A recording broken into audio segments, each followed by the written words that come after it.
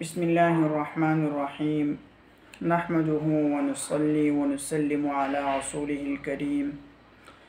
أما بعد فأعوذ بالله من الشيطان الرجيم بسم الله الرحمن الرحيم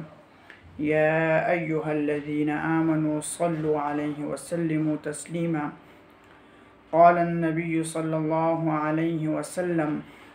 من صلى علي واحدا صلى الله عليه عشرة او كما قال عليه الصلاة والسلام.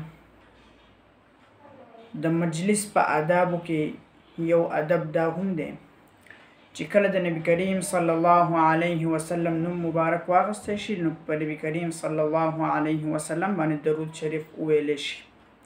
او دا درود شریف دا په ښکاره او په اوچت اواز سره پکار دی.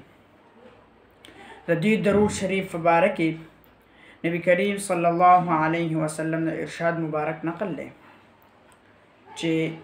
جبرائیل علیه السلام دا خیره کړې ده چې کله هلاک شي هر هغه سړی چې د هغه په مخ کې ستا تذکره وکړی شي او هغه په تا باندې درود شریف ونه وایي او نبی کریم صلی الله علیه وسلم په دې باندې آمین ویلی دي.